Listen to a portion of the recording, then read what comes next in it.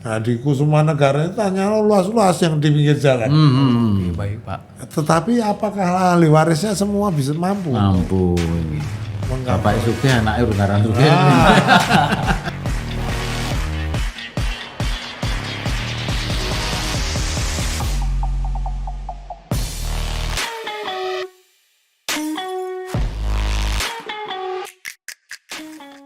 Halo Sobat Pajak, kembali lagi bersama kami di Opoyo, obrolan pajak orang Yogyakarta. Nah, di mana kita bisa ngobrol santai, tapi serius mengenai isu-isu yang ada di kota Yogyakarta. Membahas hal-hal yang sebenarnya dekat dan penting dalam kehidupan sehari-hari, namun mungkin karena rutinitas kita itu sering terlewat, nggih. Nah, baiklah pada tema podcast kita pada hari ini, kita akan membahas satu tema yang cukup menarik, nggih, bagi kita semua, yakni dengan judul Dari Kota untuk Warga, Pajak Kini Lebih Bersahabat. Nah, bersama saya Rizky Aditya Putra. Kali ini saya tidak sendiri, nggih, Sobat Kelola Pajak. Telah hadir bersama kita dua narasumber istimewa dari DPRD Kota Yogyakarta, nggih, yang telah menyempatkan waktunya hadir di tengah-tengah kita untuk memberikan pemahaman yang lebih baik mengenai isu tema kita pada hari ini. Nah, langsung saja saya ingin memperkenalkan dua narasumber kita pada pagi hari ini. Yang pertama ada Bapak Oleg Yohan. Selamat pagi. Selamat pagi Pak Oleg. Yang kedua ada Bapak Danang Rudiatmoko. Selamat pagi Bapak Danang. Selamat pagi. Assalamualaikum warahmatullahi wabarakatuh. Ya. Terima kasih saya ucapkan kepada dua narasumber kita, Pak Danang dan Pak Oleg, atas waktunya telah hadir di podcast kami. Bagaimana kabarnya Bapak pada pagi hari ini, Bapak? Pak? Alhamdulillah baik. Oh, baik. Sehat. Oh, nggih, baik Bapak. Baiklah, kedua narasumber kita pada pagi hari ini berasal dari Komisi B DPRD Kota Yogyakarta. Lurus nggih, Pak? Ya. Ya. Baiklah. Perlu Sobat Kelola Pajak semua ketahui juga, Komisi B itu adalah salah satu komisi yang ada di Kota Yogyakarta yang membidangi keuangan dan perekonomian. Seperti itu, nggih. Nah, Pak, sebelum kita mulai nih Pak, saya ingin sedikit bertanya nih kepada Pak Danang dan Pak Oleg. Akhir-akhir ini apa Pak yang menjadi kesibukan dari Komisi B Pak khususnya? Nah, Pak Oleg apa saya? Mungkin Pak, Jawab bareng. ya monggo Pak Oleg dulu mungkin Pak. Ya, beberapa minggu kemarin kita ada namanya identifikasi perda. Identifikasi perda. Terus kemudian ada lagi public hearing, Public hearing. ya yang sudah kita jalani. Oke. Dan setelah kemarin kita melakukan rapat kerja dengan KAPD, nah, mulai hari ini kita mulai rapat RKA dengan RKA. OPD terkait. Oh, berarti lagi sibuk rapat nggih Pak nggih dengan PDP terkait. Untuk Pak Danang mungkin sama Pak, Ya, atau beda?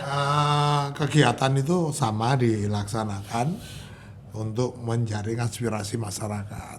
Oke, nggih Pak. Tidak hanya persoalan belanja, tetapi kewajiban-kewajiban yang melekat kepada masyarakat kita bahas. Oke. Utamanya, nah ini hari ini kita akan menyelenggarakan rapat sebagai pembuka Oke. terkait dengan pendapatan daerah. Oke, nggih. Baik. Pendapatan daerah tidak lepas dari pajak yang kita Akan kita bahas. bahas hari ini. Oh, oke, baik Pak, berarti baik.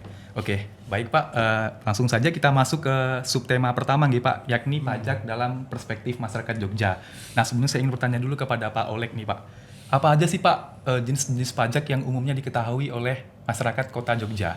Ya, terima kasih Mas Adit. Ya. Jadi pajak-pajak itu kan bahasanya pajak itu seakan-akan kita diminta. Nggih. Padahal yang namanya pajak itu adalah kita berinvestasi yang nantinya akan kembali ke kita. Oke, Bagi orang umum yang kemudian menjadi salah satu trigger itu biasanya PBB Mas. PBB, Nah, oke, PBB P2P itu ya. Oke, terus Pak. Pajak. Lantas kendaraan bermotor, pada kendaraan bermotor yang saat ini kalau nggak salah masih pemutihan Mas Danang. Ya. Jadi Masih option. sendah.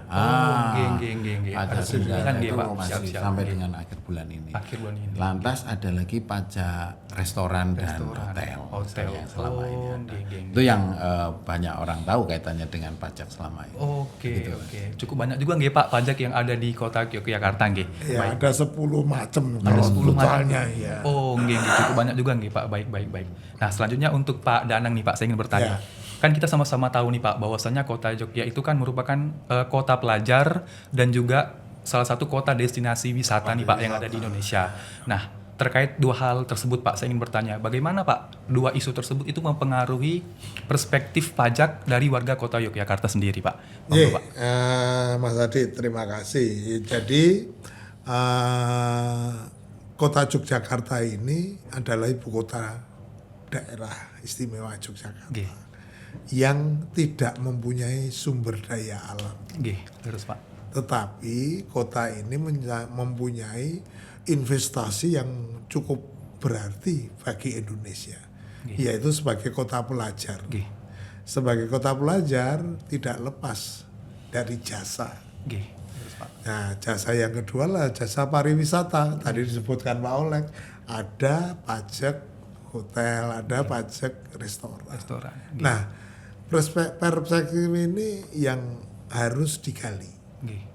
Banyaknya pelajar dari seluruh Indonesia di kota Yogyakarta yang terakhir itu tercatat hampir 500.000 mahasiswa itu berduyun-duyun ke Kota Jogja, nggih, Pak. untuk belajar. Nggih. Dan ini adalah peluang Nggih. untuk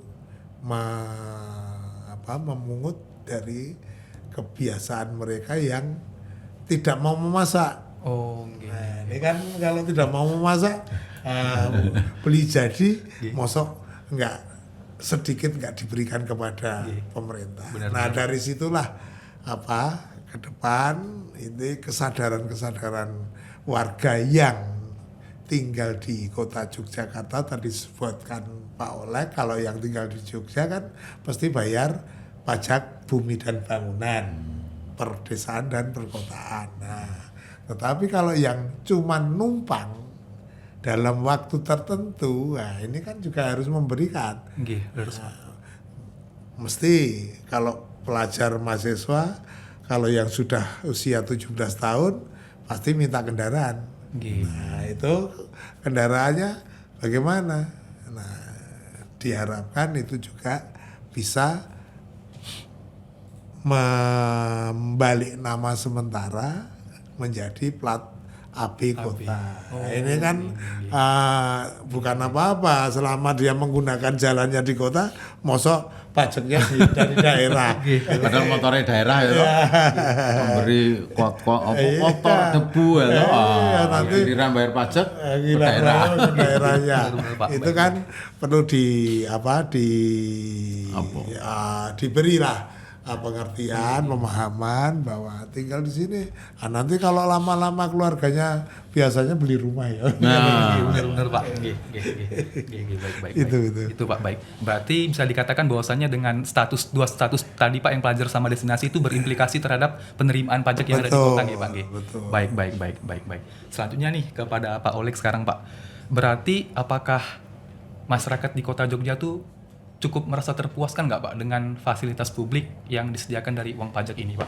Ya, secara spesifik kan kita belum menyampaikan pada masyarakat terkait dengan misalnya pajak hotel itu untuk apa, kan? Pajak BBB untuk apa. Lah dalam hal ini mungkin saya sedikit menyampaikan bahwa pajak BBB itu biasanya untuk jalan. Jadi jalan yang 1 kilo itu kita butuhkan kurang lebih 500 juta itu dari PBB. Dari PBB nggih Pak. Sedangkan untuk pajak restoran itu kita biasanya untuk subsidi dana kesehatan yang ada selama ini. Karena memang warga kota Yogyakarta ini mulai dari lahir sampai dengan sebelum beliau wafat itu semua ditanggung oleh BPJS. Oh, nggih. Dan ini semua ditanggung oleh kota. Nah, terkait dengan itu dengan kesehatan ya, terkait dengan fasilitas umum, tentu saja kita kalau ngomong puas tuh orang tuh tidak akan pernah merasa puas Mas Adit.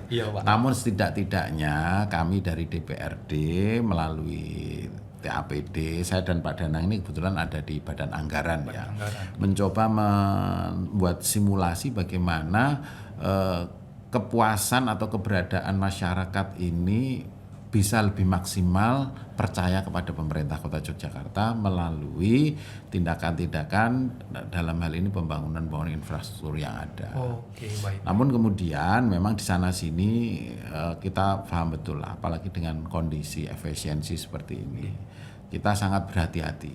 Pak.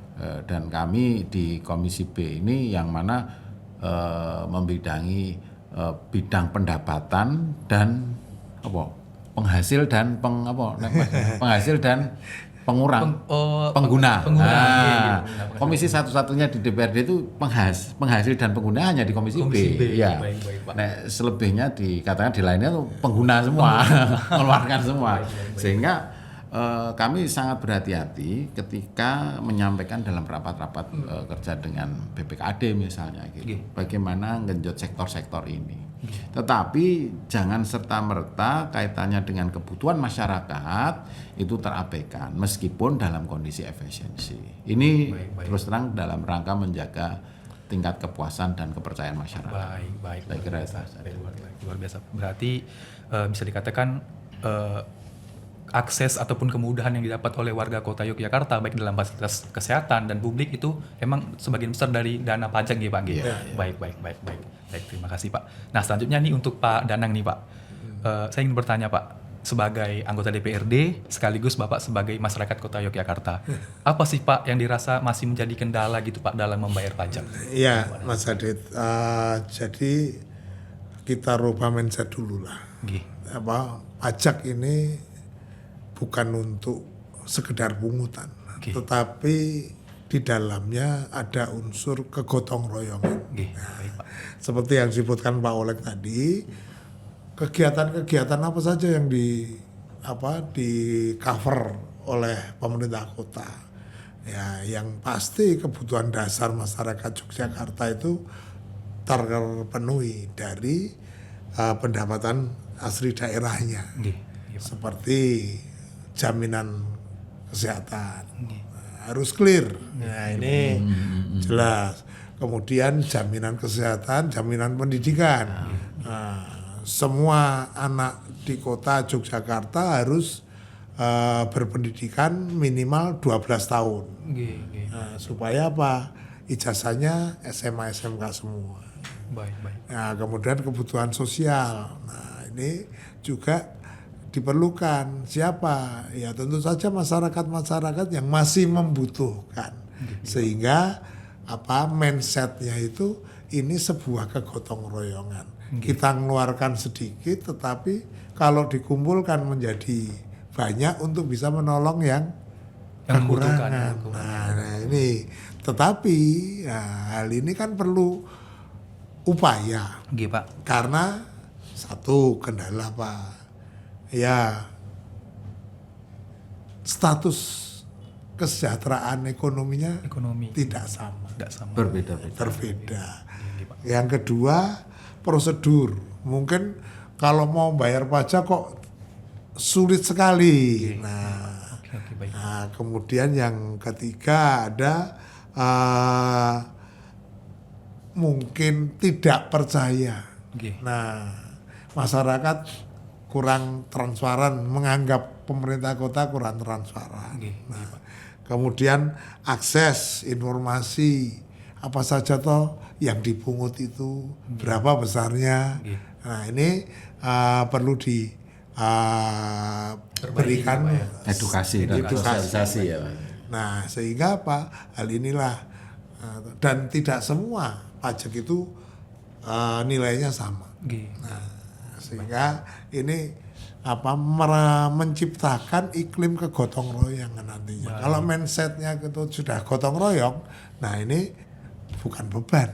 Nah, ini yang saya kira harus kemas bagaimana itu, terutama yang transparan. Pak. Baik. Nah, saya menyarankan pemerintah kota dalam ini BPKAD setiap kali kalau bisa membuat akses pendapatan ini per hari bisa ditayangkan.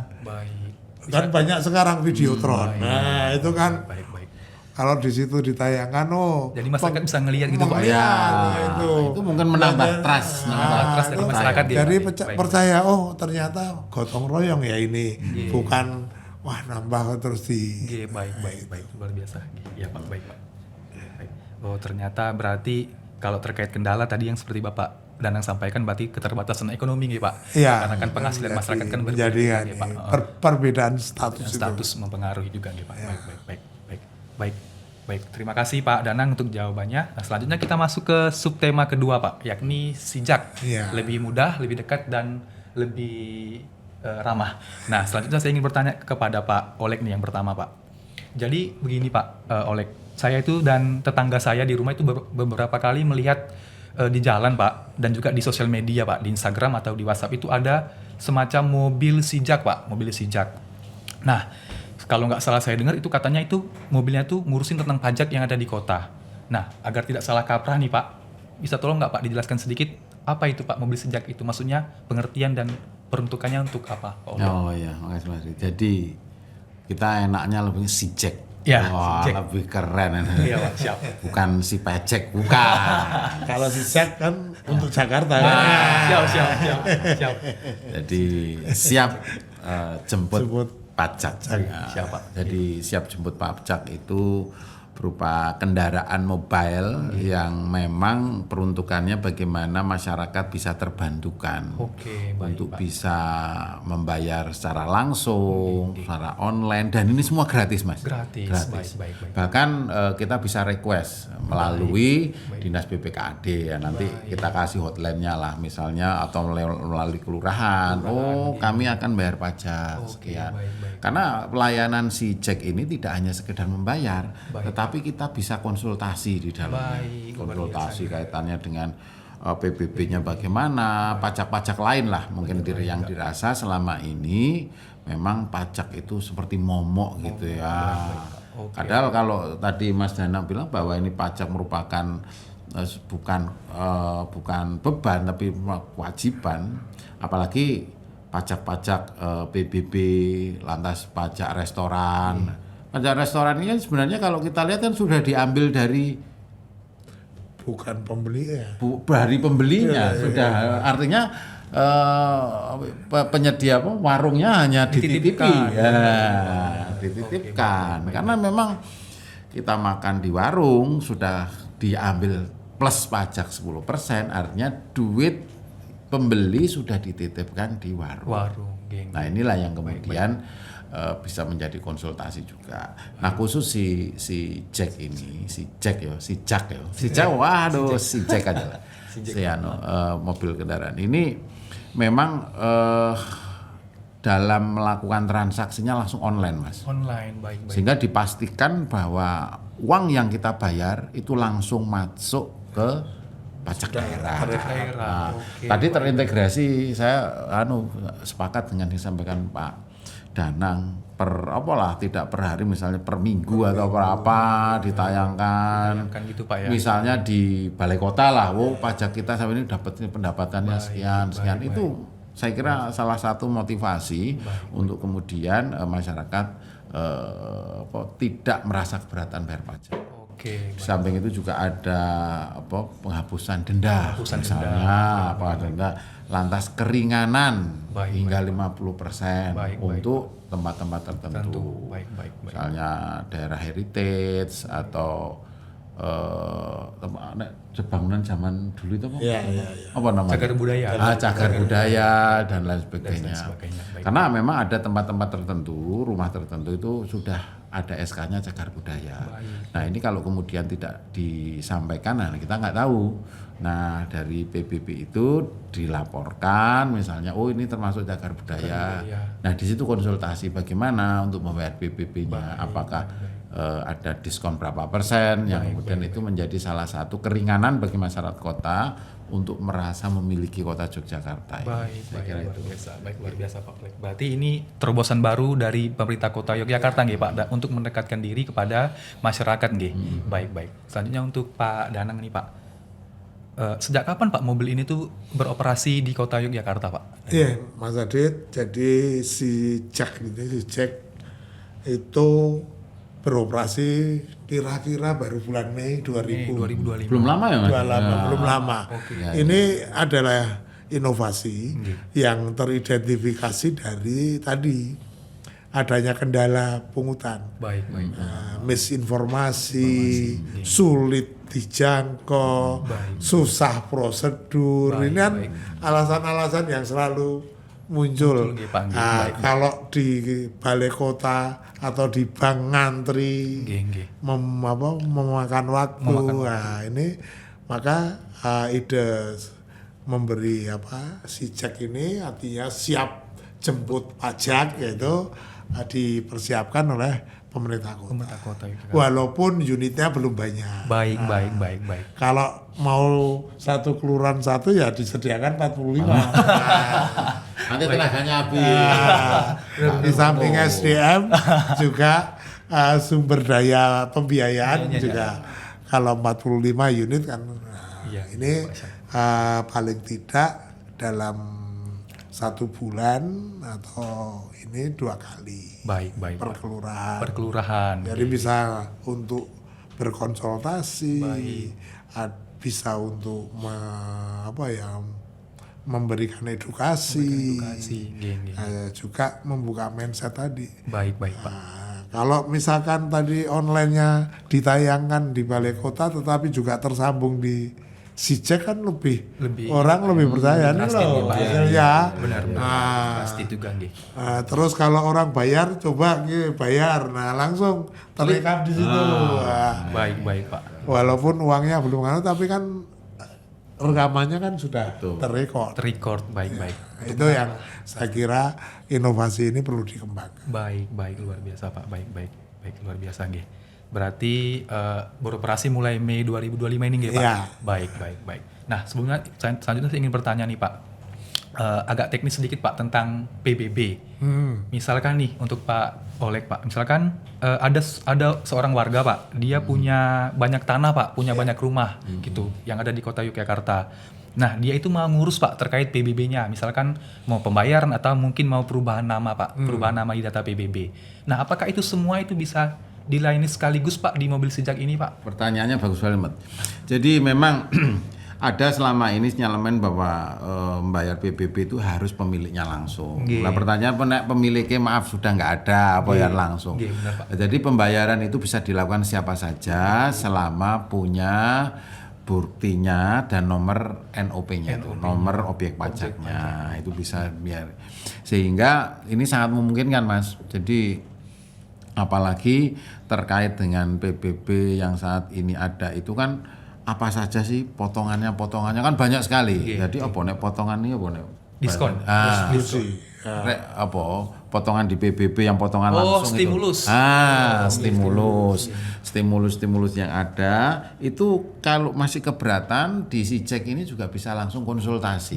Keberatannya di mana, lantas objek pajaknya bagaimana, selama ini bagaimana bayarnya gitu. Termasuk mungkin misalnya kalau tanah waris kan ada nih, ini jujur aja. Pengurusan. Kebetulan orang tuanya kaya, punya tanah di mana-mana, tapi diwariskan anaknya tidak sekaya orang tuanya. Nah ini kan bayar pajaknya tetap tinggi. Benar. Ini bagaimana jalan keluarnya nanti bisa konsultasi di Sijek itu. Asal bisa dibuktikan dengan NOP dan memang benar-benar anaknya nggak kerja apa gimana itu loh. Mas Danang ini kan masih banyak ini. Baik Pak. Baik gitu. Terima kasih Pak Oleg. Berarti bisa dilayani nih Pak walaupun dia punya objek banyak sekalipun asal tadi dengan catatan syarat-syaratnya mendukung jelas nanti bisa dilayani di mobil keliling Sijak itu Pak. Baik. Karena di sana sudah ada konsultannya Mas. Baik. Yang sudah kita minta oleh kami BPKAD harus di training bagus. Baik. Dan harus smile good. Wong nek wedok yo ayu-ayu nek lanang bagus-bagus gitu Mas. Iya Pak. Jadi jangan lambe tapi. Baik. Sehingga ada standar operasionalnya meskipun di kendaraan. Ada SOP-nya. Nah, itu harus profesional dan menarik gitu. Baik. Ya, terima kasih Pak Oleg untuk penjelasan tentang sijak tadi. Baik, luar biasa. Nah, selanjutnya Pak, kita masuk ke subtema kita yang ketiga Pak, subtema terakhir yakni tentang karena pajak adalah hak dan kewajiban warga. Nah, selanjutnya ke Pak Danang nih Pak, saya ingin bertanya Pak. Tadi sedikit penjelasan mengenai sijak tadi Pak yang telah beroperasi di bulan Mei 2025 ini. Saya ingin bertanya nih Pak sedikit, bagaimana Pak keberadaan mobil sijak tadi itu memberikan pemahaman kepada masyarakat bahwa pajak itu adalah kewajiban warga negara. Ya, sijak ini di samping menyelesaikan berbagai persoalan tadi Pak Oleg menyampaikan juga sebagai sarana edukasi. Baik Pak. Nah, sehingga apa? Marwahnya itu tadi bagaimana masyarakat Kota Yogyakarta ini mempunyai rasa kegotong royongan. Baik. Jadi gotong royong itu tidak hanya diadakan sebulan sekali. Nah, tiap hari dilakukan bisa. Artinya itu tadi nggak perlu banyak, sedikit-sedikit. Nah, tadi yang disampaikan banyak persoalan di sini untuk masalah PBB itu wah rumit sekali. Baik. Nah, contoh saya menemui kebetulan wilayah saya ini di wilayah Kusumanegara. Nah, di Kusumanegara itu hanya luas-luas yang di pinggir jalan. Baik Pak. Tetapi apakah ahli warisnya semua bisa mampu? Bapak Sugih anaknya Rungaran Sugih. Tidak hanya itu, kadang-kadang apa kalau orang dulu itu kan selalu menyatakan banyak anak banyak rezeki, ya kan? Tetapi kan tidak semua anak sukses. Terus Pak. Kalau dibebani gitu kan juga yang merasa sukses, wah keluar duit banyak, tapi nggak dapatnya sama. Nah ini menjadi persoalan. Sehingga pas si Jack ini harus bisa menyelesaikan hal-hal yang seperti itu. Baik Pak. Mengedukasi masyarakat. Kalau bisa nanti ke depannya lebih ini lagi. Proses-proses yang mengenai perpindahan nama PBB dan lain sebagainya itu ya dibekali dengan SOP yang benar. Baik Pak. Walaupun informasi tetapi tidak menyelesaikan di situ, harus diselesaikan di kantor, tapi pemahaman terhadap kewajiban ini menjadi jelas. Baik. Karena kan banyak sekali antara turun waris kok bayarnya sekian, masih dibebani BPHTB sekian. Nah ini tidak semua ahli waris mau mengurus, baik. Apalagi yang tanah sawah, masih harus ngurus pengeringannya dulu dan lain sebagainya. Itu ini saya kira menjadi tantangan bagi teman-teman yang nanti bertugas membersamai si Jack. Si Jack ini kan namanya, tapi di dalamnya kan ada personil yang harus menjelaskan kepada warga secara konkret dan benar. Ini saya kira. Baik, terima kasih Pak Danang. Berarti keberadaan sijak ini kalau bisa harus memberikan edukasi Pak kepada warga dan juga mungkin merubah mindset agar nanti pajak itu nggak dipandang sebagai beban tapi mungkin Pak kayak semacam keikhlasan dari masyarakat untuk bergotong royong tadi Pak. Baik, luar biasa. Selanjutnya kepada Pak Oleg nih Pak, saya ingin bertanya Pak. Tadi udah sedikit jelaskan Pak Danang terkait pajak keberadaan sijak mengenai kewajiban. Sekarang saya ingin bertanya kepada Pak Oleg, apa aja Pak hak-hak warga Kota Yogyakarta yang terwujud dari program sijak ini Pak? Ya, karena ini masih bulan Mei ya, jadi Mei, Juni, Juli, Agustus, September, 4 bulan, 5 bulan. Jadi memang ada hal-hal yang kemudian menjadi hak, yaitu hak bertanya sampai dengan detail terkait dengan banyak hal lah, sehingga masyarakat punya kemanfaatan terkait itu. Ya banyak terkait dengan misalnya bagaimana cara membayarnya, bagaimana cara pecahnya, mungkin seperti itu, seperti yang tadi sudah sampaikan sedikit Pak Dana, termasuk bagaimana masyarakat itu bisa lebih mudah, gitu. Itu hak masyarakat ya, termasuk bertanya tadi itu. Kalau saya bayar pajak ini itu harus siapkan pertanyaannya itu di jawabannya ini nanti untuk apa? Nah, ini kembali saya sampaikan. Oh, kalau PBB nanti sebagian untuk buat jalan. Oh, untuk kendaraan bermotor sebagian untuk ini. Itu hak-hak bertanya yang kemudian ini menjadi hak masyarakat dan menjadi kewajiban BPKAD memberikan edukasi dan personelnya harus berkualitas dan mampu menjawab tantangan itu. Baik luar biasa. Berarti hak bertanya nggih Pak, maksudnya hak dalam hal mendapatkan informasi yang jelas. terkait dengan objek pajaknya untuk PBB atau mungkin untuk usahanya kalau pajak daerah nggih Pak. Baik luar biasa. Selanjutnya saya ingin bertanya kepada Pak Danang lagi nih Pak, terkait yang sijak tadi Pak. Ya. Bagaimana Pak harapan ataupun bisa dikatakan impian sijak ini untuk tahun-tahun mendatang tuh apa Pak? Ya tadi sudah saya sampaikan. Iya. Jadi sijak ini di samping untuk sosialisasi, untuk informasi, untuk pembayaran pajak, tapi bisa menyelesaikan paling tidak mengedukasi persoalan-persoalan yang mungkin timbul. Baik Pak. Ya, prinsipnya kalau kita sudah tahu itu masyarakat ini yang akan membayar pajak ini kan mereka kan akan membayar. Ya, jadi jangan dipersulit. Baik. Nah, bagaimana kita mengarahkan membayar secara benar? Itu lebih penting. Baik. Karena kalau secara benar kemudian transparansi terjadi, nah ini pasti warga masyarakat Kota Yogyakarta yang ber-NIK Kota Yogyakarta itu pasti akan sukarela dengan senang hati nggih. dan percayalah. Untuk bayar. Toh saya punya sekian. Contohnya yang tadi di restoran. Pak. Kalau sadar kenapa di restoran itu dipungut pajak? Kalau sadar, nah kalau masak sendiri sudah berapa repotnya? Benar Pak. Ya kan? Iya. Nah, tinggal ngambil lauk, ngambil yang disukai, kemudian bayar ditambah 10%, tidak besar kan? Pak. Nah, kalau misalkan 10.000, 10%-nya Rp1.000. Nah, edukasi terhadap pemilik warungnya juga itu juga jelas. Ini bukan uangnya sampean karena sampean sudah menjual 10.000, yang 1.000 ini adalah haknya. Ini yang saya kira edukasi yang mudah gitu dicerna oleh masyarakat ini bisa ini kan sijak ini. Ya walaupun saat ini baru 1 unit. Siap Pak. Kan? Semoga tahun depan bertambah Pak.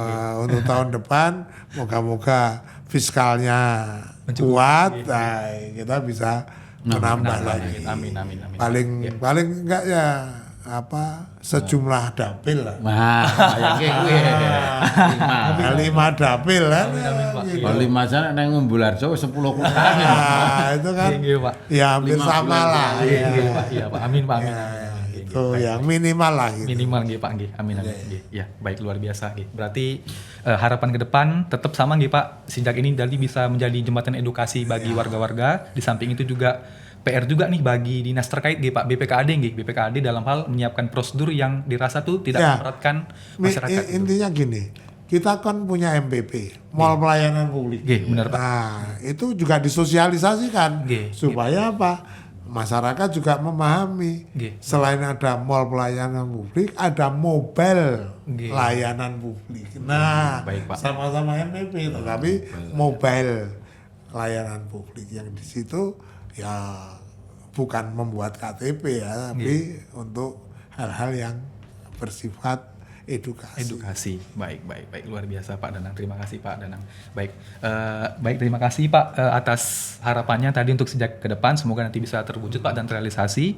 Dengan harapannya nanti agar warga itu bisa Pak, kayak menunggu-nunggu Pak layanan sejak itu datang ke tempat mereka untuk dibantu perpajakan. Itu bisa request Mas. Itu bisa request Pak. Iya. Ya. Bisa request. Bisa request. Misalnya kalau suatu daerah mau bayar pajak bersama. Satu RW.